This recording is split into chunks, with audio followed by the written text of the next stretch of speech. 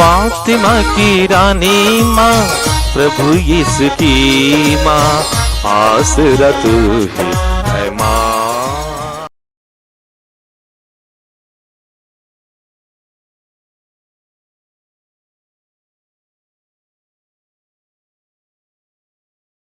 पहला पाठ नबी होशिया का ग्रंथ, अध्याय 14, पद संख्याएं 2 से 10 तक। हे इस्राएल, अपने प्रभु ईश्वर के पास लौट आओ, क्योंकि तुम अपने पाप के कारण गिर गए हो। प्रार्थना का चढ़ावा लेकर प्रभु के पास लौट आ जाओ और यह कहो, हमारा अपराध क्षमा कर और हमारा शुभ संकल्प ग्रहण कर, जिससे हम बलि पशुओं के बदले तुझे अपनी प्रार्थना चढ़ाएं। असुर हमको बचाने में असमर्थ है। वह फिर कभी न तो घोड़ों पर सवार होंगे और न अपने हाथ की बनाई हुई मूर्ति को अपना ईश्वर मानेंगे। तू ही अनाथ पर दया करता है। मैं उनके विश्वासघात का रोग दूर करूंगा। मैं उनको सारे हृदय से प्यार करूंगा, क्योंकि मेरा क्रोध उन पर से दूर हो गया है। मैं इस्राएल के लिए ओस के सदृश बन जाऊंगा। वह शोषण की तरह खिल उठेगा और लेबानोन के देवदार की तरह जड़ें जमाएगा। उसकी शाखाएं दूर तक फैल जाएगी। उसकी शोभा जैतून के सदृश और उसकी सुगंध देवदार की तरह होगी। इस्राएल फिर मेरी छाया में निवास करेगा और प्रचुर मात्रा में गेहूं उपजाएगा। वह दाखलता की भांति फलेगा फूलेगा और लेबानोन की अंगूरी की तरह ख्याति प्राप्त करेगा। हे एफ्राइम, देव मूर्तियों से मुझको क्या? मैं तुम्हारी प्रार्थना सुनता और तुम्हारी देख रेख करता हूँ। मैं सदा बहार सरू का वृक्ष हूँ। तुम्हें मुझसे ही फल मिलता रहता है। कौन समझदार है जो ये बातें समझेगा? कौन बुद्धिमान जो इनका मर्म जान लेगा? प्रभु के मार्ग सीधे हैं, धर्मी उन पर चलते हैं, किंतु पापी इन पर गिर जाते हैं। प्रभु की वाणी। ईश्वर को धन्यवाद। भजन अनुवाक्या। मैं ही तुम्हारा प्रभु ईश्वर हूँ, तुम मेरी बात सुन लो। मैं ही प्रभु तुम्हारा ईश्वर हूँ, तुम मेरी बात सुन लो। मैंने एक अपरिचित वाणी को यह कहते सुना, मैंने तुम्हारे कंधों पर से भार उतारा और तुमको बेगार से छुड़ाया। तुमने संकट में मेरी दुहाई दी और मैंने तुम्हारा उद्धार किया। अनुवाक्या। मैं ही तुम्हारा प्रभु ईश्वर हूँ, तुम मेरी बात सुन लो। मैं ही तुम्हारा प्रभु ईश्वर हूँ, तुम मेरी बात सुन लो। मैंने गरजते हुए बादलों में से तुम्हें उत्तर दिया। मैंने मरीबा के जलाशय के पास तुम्हारी परीक्षा ली। हे मेरी प्रजा, मेरी चेतावनी पर ध्यान दो। हे इस्राएल, मेरी बात सुन लो। अनुवाक्या। मैं ही तुम्हारा प्रभु ईश्वर हूँ, तुम मेरी बात सुन लो। मैं ही तुम्हारा प्रभु ईश्वर हूँ, तुम मेरी बात सुन लो। तुम लोगों के बीच कोई पराया देवता ना हो। तुम किसी पराये देवता की आराधना मत करो। मैं ही तुम्हारा प्रभु ईश्वर हूँ। मैं ही तुम्हें मिस्र से निकाल लाया। ओह, यदि मेरी प्रजा मेरी बात सुनती, यदि इस्राएल मेरे पथ पर चलता तो मैं उसको उत्तम गेहूं खिलाता और उसे चट्टान के मधु से तृप्त करता। अनुवाक्य, मैं ही तुम्हारा प्रभु ईश्वर हूँ, तुम मेरी बात सुन लो। मैं ही तुम्हारा ईश्वर हूँ, तुम मेरी बात सुन लो। जय घोष। प्रभु कहते हैं, पश्चाताप करो, स्वर्ग का राज निकट आ गया है। प्रभु आप लोगों के साथ हो और आपकी आत्मा के साथ। संत मार्कुस के अनुसार पवित्र सुसमाचार। हे प्रभु तेरी महिमा हो। अध्याय 12 पद संख्याएं 28 से 34 तक। एक शास्त्री यीशु के पास आया।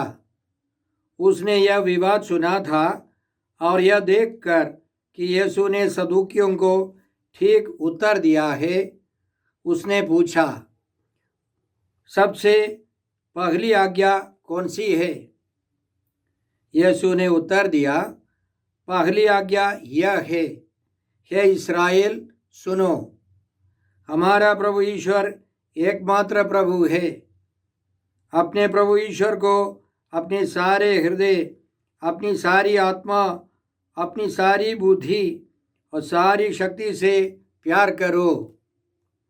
दूसरी आज्ञा यह है, अपने पड़ोसी को अपने समान प्यार करो। इनसे बड़ी कोई आज्ञा नहीं है। शास्त्री ने उनसे कहा, ठीक है गुरुवर, आपने सच कहा है। एक ही ईश्वर है, उसके सिवा और कोई नहीं है। उसे अपने सारे हृदय, अपनी सारी बुद्धि और अपनी सारी शक्ति से प्यार करना और अपने पड़ोसी को अपने समान प्यार करना, यह हर प्रकार के होम और बलिदान से बढ़कर है। यीशु ने उसका विवेकपूर्ण उत्तर सुनकर उससे कहा, तुम ईश्वर के राज्य से दूर नहीं हो। इसके बाद किसी को यीशु से और प्रश्न करने का साहस नहीं हुआ। प्रभु का सुसमाचार। हे क्रिस्त तेरी स्तुति हो। जय यीशु क्रिस्त में प्रिय भाई और बहनों, आज का पहला पाठ नबी होशिया के ग्रंथ से है। अध्याय 14 पद संख्याएं 2 से 10 तक। यह नबी के ग्रंथ का उपसंहार है। इसमें हमने सुना, हे इस्राएल, अपने प्रभु ईश्वर के पास लौट आओ, क्योंकि तुम अपने पाप के कारण गिर गए हो।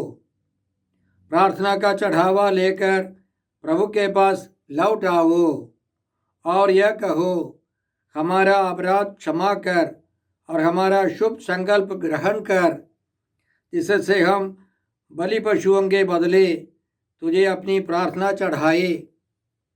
ईश्वर बलि पशुओं से ज़्यादा हमारी प्रार्थनाएं चाहता है, पश्चाताप की भावना चाहता है, पश्चाताप की कृपा चाहता है। पश्चाताप के अनुसार हमें प्रार्थना करनी है, तब ईश्वर ज़्यादा प्रसन्न हो जाता है। और हमको ये भी बोलना है, असुर हमको बचाने में असमर्थ हैं। हम फिर कभी न घोड़ों पर सवार होंगे और न अपने हाथ की बनाई हुई मूर्ति को अपना ईश्वर मानेंगे। तू ही अनाथ पर दया करता है। याद रखे, इस्राएल के लोग भी, बहुत सारे लोग भी मूर्ति पूजा करते थे।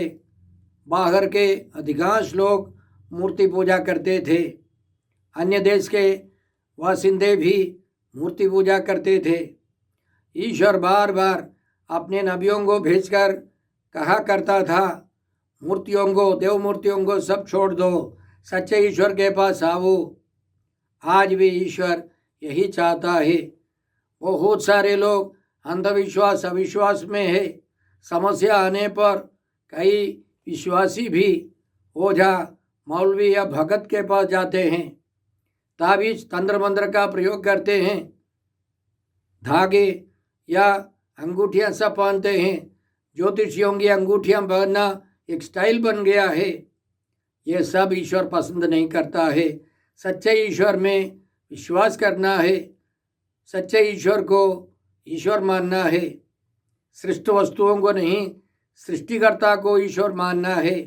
इसलिए प्रभु यीशु आए हैं हमको रास्ता दिखाने के लिए। इसलिए प्रभु ने कहा, मार्ग सत्य और जीवन मैं हूँ, मुझसे होकर गए बिना कोई पिता के पास नहीं आ सकता। यीशु ही एकमात्र मुक्तिदाता है। अंगूठियाँ, ताबीज, धागे सब आपको मुक्ति नहीं दे सकते हैं। इसलिए ईश्वर के पास जाना है। आगे ईश्वर वादा करता है, मैं उनके विश्वासघात का रोग दूर करूँगा, मैं उनको सारे हृदय से प्यार करूँगा, क्योंकि मेरा क्रोध उन पर से दूर हो गया है। याद रखें, ईश्वर करुणामय है। प्रभु यीशु ने हमको साफ साफ समझाया, दयालु बनो। संत मत्ती के सुसमाचार अध्याय 5 प्रसंग 48 में प्रभु यीशु हमको इसी तरह आदेश देते हैं, तुम पूर्ण बनो जैसे तुम्हारा स्वर्गीय पिता पूर्ण है। हमें अपने पिता ईश्वर के समान पूर्ण बनना है। संत लूकास के सुसमाचार अध्याय 6 पद संख्या 36 में यीशु कहते हैं, अपने स्वर्गीय पिता जैसे दयालु बनो, दोष न लगाओ और तुम पर भी दोष नहीं लगाया जाएगा। किसी के विरुद्ध निर्णय ना दो और तुम्हारे विरुद्ध भी निर्णय नहीं दिया जाएगा। क्षमा करो और तुम्हें भी क्षमा मिल जाएगी, क्योंकि हमारा प्रभु ईश्वर करुणामय है। उसने मूसा को बताया था, प्रभु प्रभु एक करुणामय तथा कृपालु ईश्वर है। वह देर से क्रोध करता, अनुकंपा तथा सत्य प्रतिज्ञता का धनी है। वह 1000 पीढ़ियों पर अपनी कृपा बरसाता है, बुराई, अपराध और पाप क्षमा करता है। हमारा ईश्वर करुणामय ईश्वर है।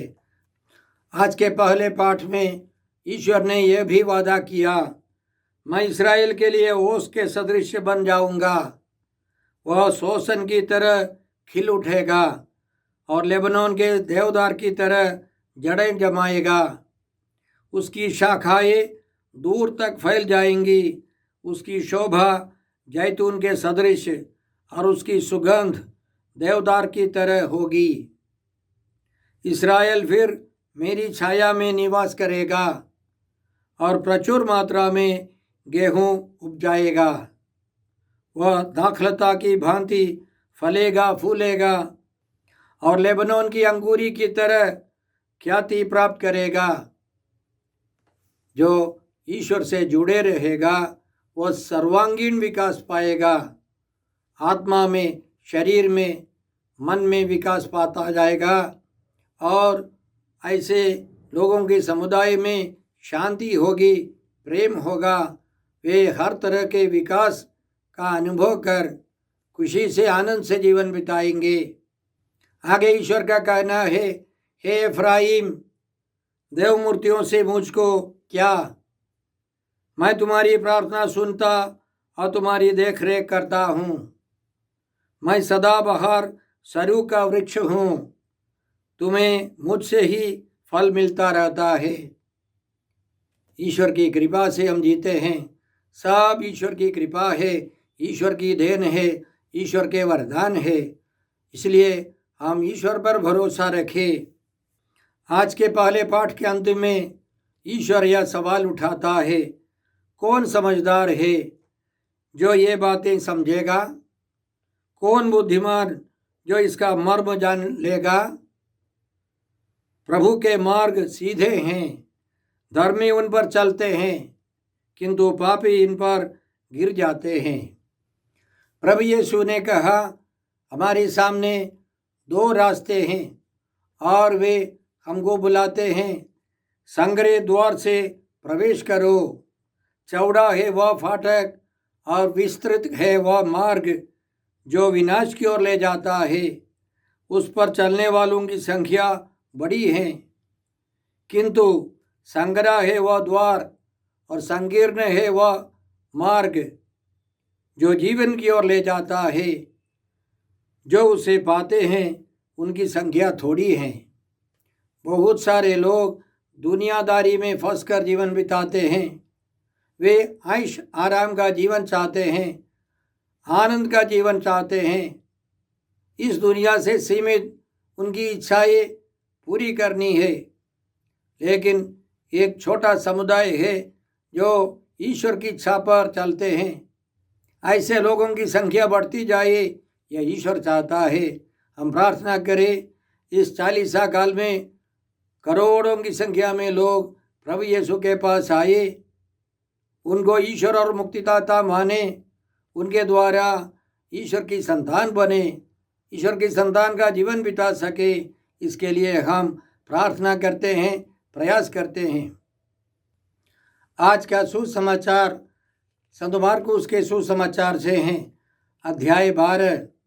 याद रखें, प्रभु यीशु यरूशलेम की यात्रा पर हैं। उनका बलिदान होगा। वे स्वयं वहाँ बलि चढ़ाने जा रहे हैं। यीशु यरूशलेम में प्रवेश कर चुके हैं। उनकी तरह तरह की परीक्षाएं हो रही है, क्योंकि ईश्वर का मेमना आदोष होना है। निर्दोष यीशु को क्रूस पर मरना है। इसलिए यीशु की परीक्षाएं होती है, वाद विवाद होता है, और हर परीक्षा में यीशु पास हो जाते हैं। संत मार्कुस के सुसमाचार अध्याय 12 पद संज्ञाएं 13 से हम लोग यह पढ़ते हैं कि यहूदियों ने कुछ फरीसियों और हेरोदियों को यीशु के पास भेजा। उन्होंने यीशु की परीक्षा लेते हुए यह सवाल किया, कैसर को कर देना है या नहीं। यदि यीशु बोले देना है तो वे पकड़े जाएंगे, नहीं देना है तो भी पकड़े जाएंगे। ऐसी परिस्थिति में पवित्र आत्मा की प्रेरणा से यीशु ने कहा, जो कैसर का है कैसर को दो, और जो ईश्वर का है ईश्वर को दो। वे यीशु को पकड़ नहीं सके, वे चले गए। फिर यीशु के पास सदूकी लोग आए। उन्होंने पुनरुत्थान के बारे में सवाल किया और यीशु ने समर्थन किया, पुनरुत्थान होता है। पुनरुत्थान के बाद मनुष्य शादीशुदा जीवन नहीं बिताते हैं, वे स्वर्गदूतों के समान बन जाते हैं। और उनको यह भी समझाया है, सदूकी लोग मूसा के केवल 5 ग्रंथ, पहले 5 ग्रंथों को मानते थे। उन ग्रंथों से वचन लेकर के यीशु ने साबित किया कि पुनरुत्थान होता है। यीशु ने उनको समझाया, ईश्वर ने मूसा से कहा, मैं इब्राहिम का ईश्वर, इसहाक का ईश्वर और याकूब का ईश्वर हूँ। वह मृतकों का नहीं, जीवितों का ईश्वर है। यह तुम लोगों का भारी भ्रम है कि पुनरुत्थान नहीं होता है। यीशु उस परीक्षा में भी विजयी हो गए। तब एक शास्त्री प्रभु यीशु के पास आया और उसने यह सवाल किया, सबसे पहली आज्ञा कौन सी है? आज के सुसमाचार से पता चलता है वह फरीसी एक ईमानदार फरीसी था। यीशु के प्रति उसके मन में सहानुभूति थी।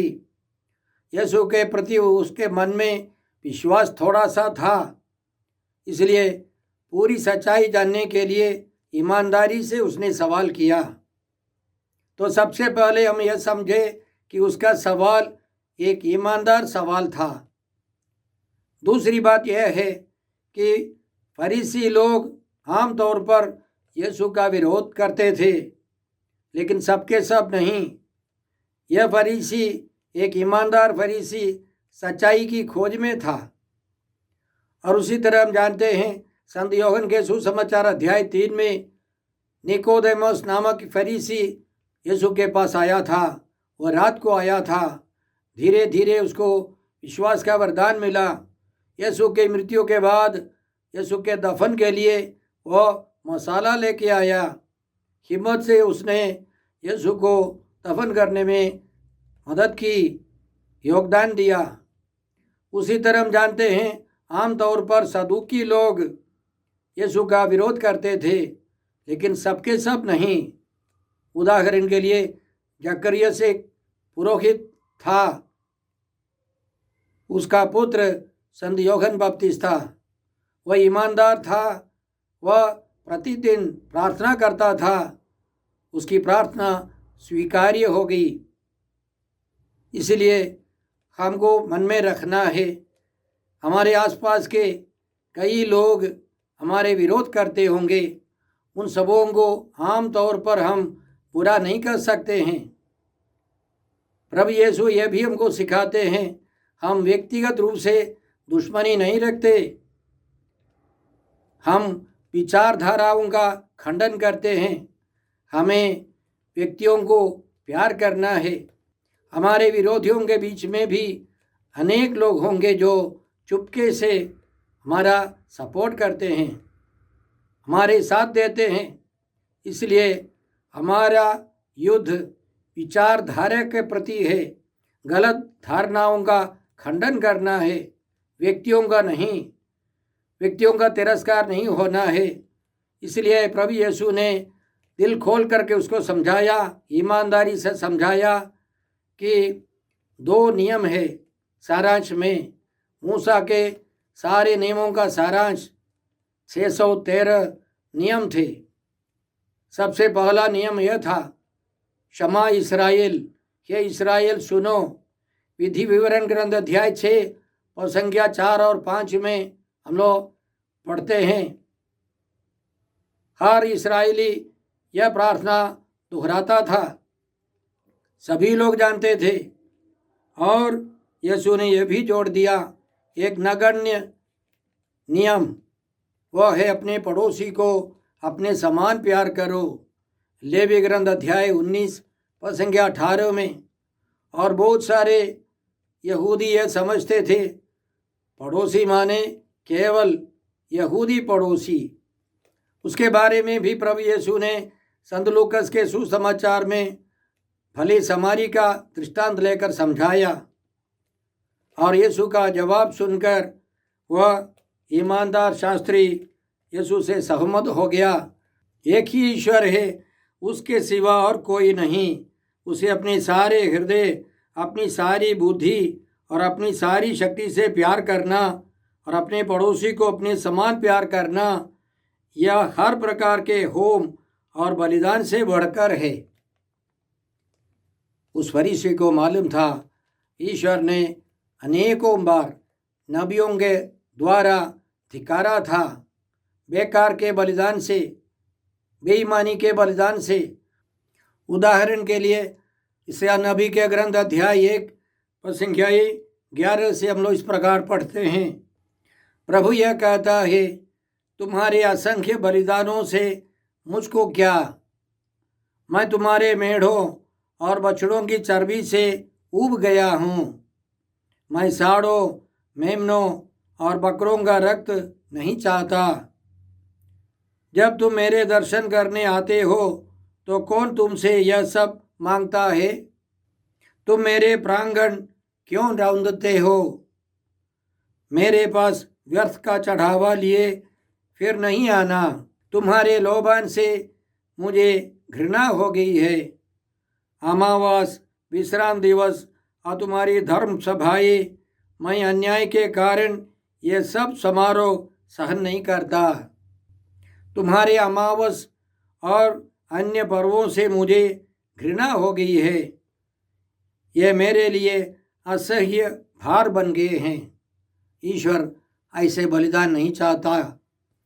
समूएल के पहले ग्रंथ अध्याय 15 और संख्या 22 में समूएल राजा साउल से कहता है, क्या होम और बलिदान प्रभु को इतने प्रिय होते हैं जितना उसके आदेश का पालन? नहीं, आज्ञा पालन बलिदान से कहीं अधिक उत्तम है और आत्मसमर्पण भेड़ों की चर्बी से बढ़कर है, क्योंकि विद्रोह जादू टोने की तरह पाप है और आज्ञा भंग मूर्ति पूजा के बराबर है। हमें ईश्वर की आज्ञाओं का पालन कर ईश्वर को प्यार करना है, पड़ोसी को प्यार करना है। ये सारे बलिदान से बढ़कर है। उस फरीसी के मुख से इसी तरह का विवेकपूर्ण उत्तर सुना। प्रभु यीशु बहुत खुश हो गए और प्रभु ने यह भी जोड़ दिया, तुम ईश्वर के राज्य से दूर नहीं हो। इसमें दो भावनाएं हैं। पहली भावना प्रशंसा की भावना है, तुम ईश्वर के राज्य के निकट आ गए हो। और दूसरी भावना एक चुनौती है, एक चैलेंज है, तुमको ईश्वर के राज्य में प्रवेश करना है। वह प्रभु यीशु में विश्वास करने से, यीशु को प्रभु और मुक्तिदाता मानने से मुक्ति मिल सकती है। दूसरा कोई उपाय नहीं है। वह प्रभु यीशु के निकट है, मन में आत्मा में, लेकिन पूर्ण आज़ादी का अनुभव नहीं है। उसे पूर्ण रूप से यीशु को अपनाना है। प्रभु यीशु ने कहा, मार्ग सत्य और जीवन मैं हूँ, संसार की ज्योति मैं हूँ, भला गडेरिया मैं हूँ, मैं सच्ची दाखलता हूँ और मेरा पिता भगवान है। मैं दाखलता हूँ और तुम डालियाँ हो। तुम्हें एक डाली के समान मुझसे जुड़े रहना है। और आज के इन पवित्र वचनों के लिए प्रभु यीशु हमसे भी यही कहते हैं, हमें स्वर्गराज्य में प्रवेश करना है। उस फरीसी के समान ईमानदारी से प्रभु के पीछे जाना है। प्रभु यीशु की बातें सुननी है, उनको मानना है और प्रभु यीशु के जीवन के अनुसार हमें भी जीवन बिताना है। हम यह कृपा मांगते हैं और प्रार्थना करते हैं, तैयारी के साथ संसार भर के सभी ख्रिस्त भक्त प्रभु के पास जाए, पाप स्वीकार संस्कार ग्रहण करे और योग्य रीति से परम प्रसाद में उपस्थित यीशु को ग्रहण करे। हम ईश्वर के राज्य में प्रवेश करें। आइए हम प्रार्थना करते हैं। हे अब्बा पिता, हे प्रभु यीशु, हे पवित्र आत्मा ईश्वर, आज के सारे पवित्र वचनों के लिए हम तुझे धन्यवाद देते हैं और प्रार्थना करते हैं कि हम सब प्रभु यीशु की आज्ञाओं के अनुसार ईश्वर को प्यार करें, संपूर्ण जीवन से प्यार करें, संपूर्ण व्यक्तित्व से प्यार करें और अपने पड़ोसियों को, सभी मनुष्यों को प्यार कर सके, उनकी सेवा कर सके। हम यह प्रार्थना करते हैं प्रभु क्रिस्त के द्वारा।